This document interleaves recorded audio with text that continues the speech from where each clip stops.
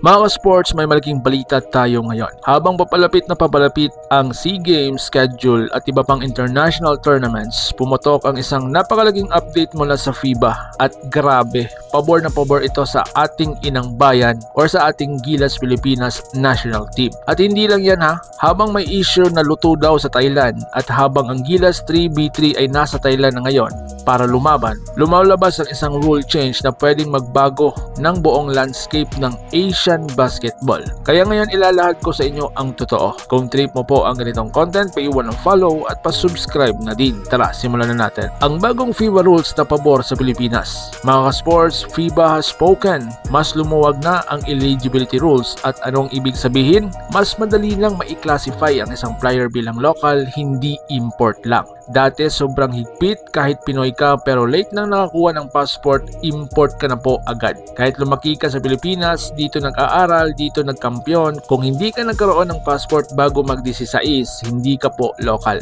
Pero ngayon, FIBA is revising that rule to make eligibility more realistic at mas fair para sa mga players na lumaking parte ng isang bansa. At dahil dyan, maraming Gilas player ang pwede nang i-reclassify bilang local. So ngayon, sino ang pwedeng maging local? Kaya mga sports, ito na ang pinaka mainit na usap-usapan ngayon. Dahil nga sa bagong FIBA eligibility rule, may 4 na players na pwedeng sumailalim sa re-evaluation at posibleng ma-reclassify bilang local depende po sa kanilang dokumento, lineage at residency history. At kung mangyari ito, nako, game-changing para sa Gilas. Narito ang kanilang mga pangalan. Unang-una si Bogie Ellis. May Filipino lineage at lumalabas na pwede siyang umabot sa criteria ng heritage-based eligibility. Kapag kinilalang ng FIBA ang kanyang Filipino descent at residency ties, pwede na siyang ma-classify bilang local player, hindi na po naturalized. Malaking tulong dahil may laki,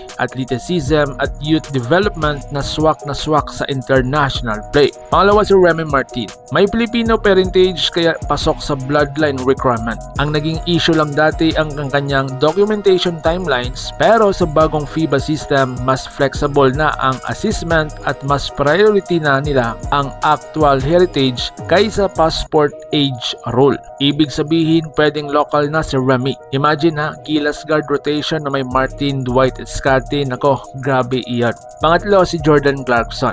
Dati imposible, dati limited to naturalized slot, pero ngayon binabago ng FIBA ang evaluation at nagbibigay na sila ng case-by-case exemption lalo na sa mga players na may direct Filipino parent. Muling nabubuksan ang kanyang pinto at kapag pumasa sa bagong guideline, Clarkson is marked as local. At kapag nangyari ito, ibang level na ang magiging Gilas sa international stage. At bago tayo magtapos, huwag nating kalimutan si Dylan Harper. Kung mapapasama siya sa lineup, mas lalo pang lalakas ang Gilas Pilipinas.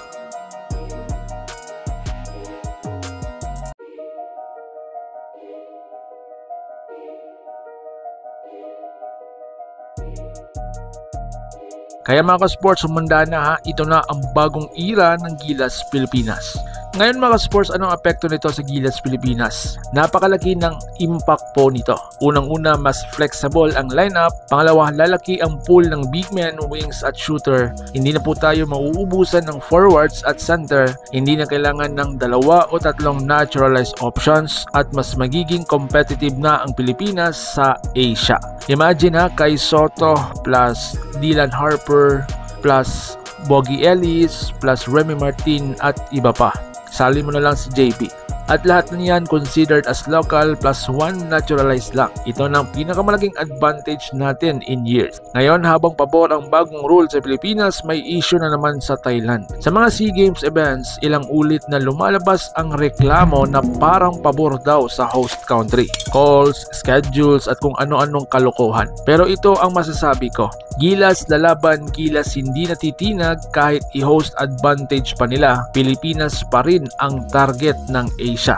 At kung mas lalakas pa ang Gilas dahil sa bagong FIBA rule, nako, mas iinit ang labanan. Habang nagkakagulo sa social media sa FIBA rule change, ang Gilas 3v3 ay nasa Thailand na ngayon. Fully locked in, nagtitraining at handang sumampa para ipaglaban ang Pilipinas. condition, ready na sa hostile crowd, ready sa physicality, ready na sa gold. Hindi biro ang 3v3 ha, mabilis, brutal, walang pahinga, isang maling galaw, talo ka na. Pero itong grupo natin may puso, may bilis, may utak at may chemistry. And this coming December 10, may dalawang laro po tayo sa ating 3v3 kaya supportahan natin at magabang-abang lang po kayo sa channel na ito kasi gagawan po natin yan ng detalye. And lastly mga ka-sports, habang dumadami ang problema, dumadami rin ang dahilan para umasa. At itong bagong FIBA ruling, ito ang pinakamalaking pag-asa para sa mas malakas, mas solid at mas balanced na Gilas Pilipinas. Kaya tandaan, lalaban ang Gilas kahit saan, kahit kanino, kahit lutuan pa. At higit sa lahat, Pilipinas ay may pag-asa. Kung gusto mo pa ng mas maraming updates, breakdowns at analysis tungkol sa Gilas, SEA Games at Asian Basketball, like, comment at subscribe para walang mamiss na balita. Maraming salamat mga ka-sports. So paano? Ingat po kayo.